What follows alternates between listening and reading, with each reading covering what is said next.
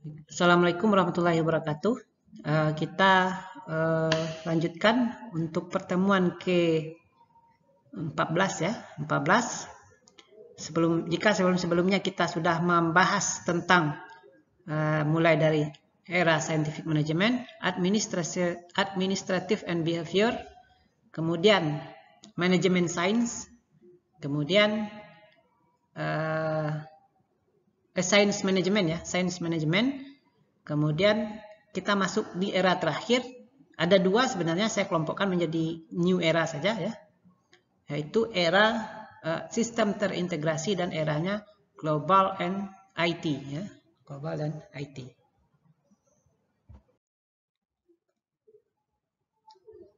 Yang pertama sistem terintegrasi ya.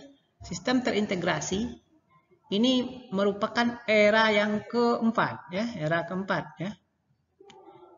Di mana pada era-era sebelumnya itu memiliki kekurangan ya, ya. Nah, apa saja kekurangannya?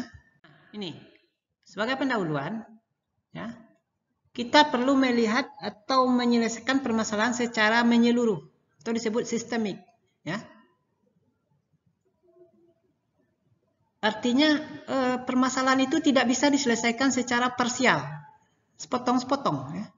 Jadi kalau dulu ada konsep masalah dipecahkan menjadi berbagai masalah kecil lalu diselesaikan yang kecil-kecil, nanti digabungkan solusinya, akhirnya selesailah seluruh masalah. Nah, itu tidak bisa. Karena ketika kita menggabungkan itu akan muncul masalah baru, interaksi antar masalah yang lain. Kemudian yang kedua, ya, terjadinya pola pikir sistemik. Pola pikir berubah dari sistematik kepada sistemik.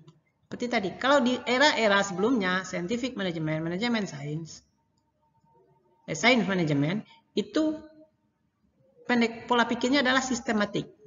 Urutan.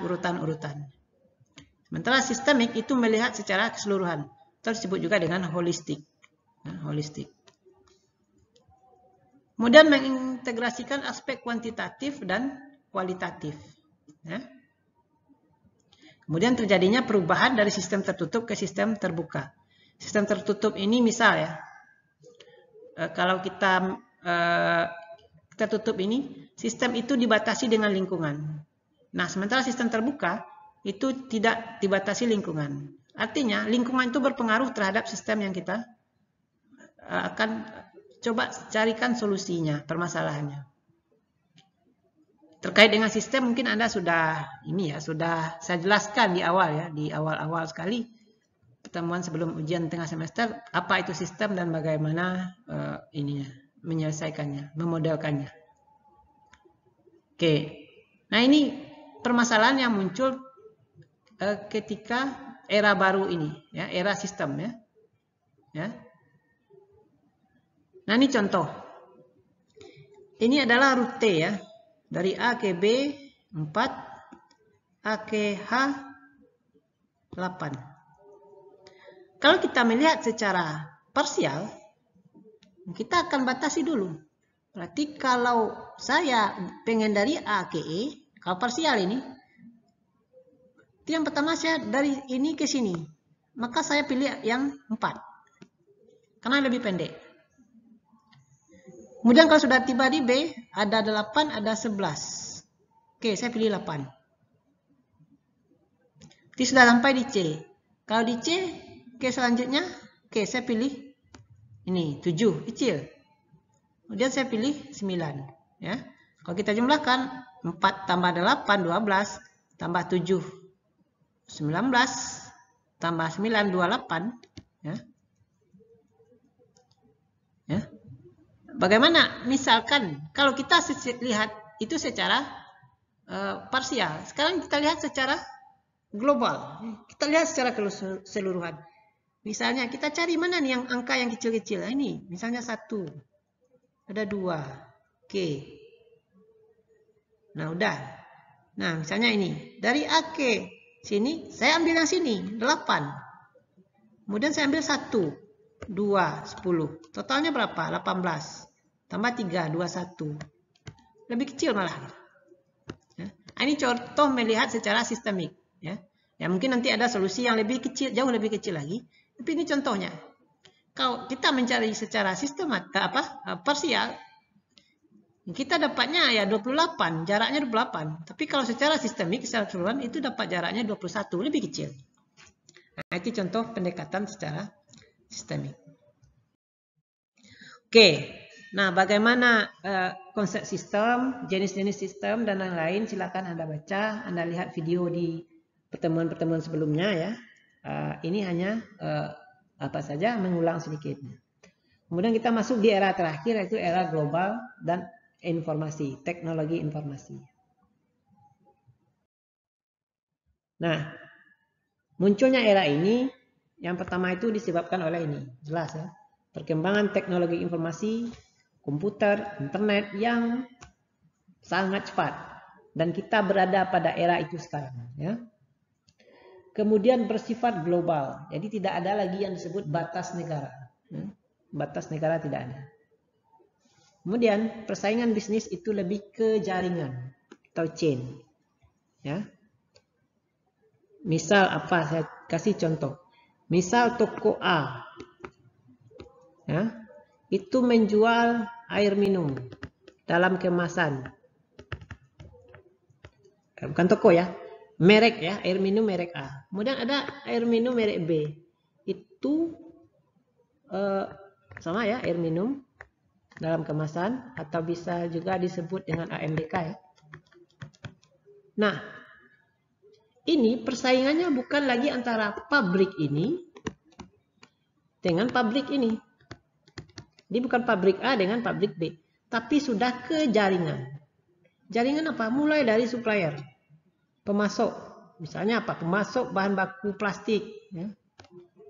Distributor, sampai ke toko. Jadi jaringan secara vertikal di sini. Nah, ini yang bersaing. Bukan antara A dan B lagi, tapi secara jaringan. Ya. Jaringan. Dan konsep bisnis zaman sekarang itu sudah jaringan. Ya. Jaringan pemasok atau disebut juga dengan supply chain. Ya. Nah, untuk mendukung ini maka dibutuhkanlah ya, bagaimana mengintegrasikan yang sistem. Kalau tadi sistemnya mungkin masih bersifat lokal, yang era sebelumnya, yang era ini sistem informasinya sistemnya sudah bersifat global. Masih sistem tapi global dan didukung oleh penggunaan teknologi informasi secara masif. Nah, kita lihat kalau Anda ke berbelanja atau apa, itu penggunaan teknologi informasi itu sudah sangat masif. Nah, ini era perkembangan dunia industri ya. Kita semua sudah tahu ya. Pertama industri 1.0 ya. Itu mechanical ya. Mechanical production ya. Ini diawali dengan revolusi industri ya. Revolusi industri mechanical ya. Powered by steam ya. Mesin uap ya. Mesin uap. Tapi sebelum 1.0 ini ada 0.0 ini sebenarnya. Itu pakai tangan ya, pakai tangan. Nah. Kemudian industri 2.0 ini sudah meningkat. Kalau ini hanya mesin, ini sudah mass production. Ya, mass production. Produksi dalam jumlah besar. Ya, dengan menggunakan electrical energy. Kalau ini masih power, steam, ya, mesin uap. Ini sudah electrical. Industri 3.0 ini sudah otomasi. Ya, ini belum otomasi artinya masih digerakkan, yang 2.0 masih digerakkan oleh manusia. Require labor ya, tenaga kerja. Ini sudah automatic ya, using electronic and IT ya. IT. Ini abad ke-20, ini abad 19.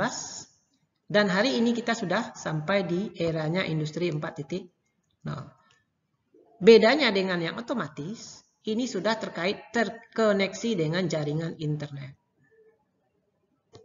Kalau ini belum. Ya. Mekanisasi tapi masih sudah otomatis ya. Jadi memang penggunaan tenaga kerja sudah terjadi ya, otomatisasi. kontrol, dan lain-lain. Tapi kalau industri 4.0, kuncinya adalah penggunaan internet. Ya, dan bahkan sekarang sudah muncul yang namanya Society 5.0. Ya. Ini tadi ya. Awal mekanisasi, elektrifikasi, otomasi, digitalisasi. Kemudian sekarang society. Isunya adalah bagaimana ya manusia berinteraksi dengan perangkat teknologi informasi secara lebih humanistik ya. Society 5.0. Apa selanjutnya kita tidak tahu. Mungkin 6.0, 7.0 ya. Cepat sekali berubahnya. Baru kemarin industri 4.0, sekarang sudah society 5.0.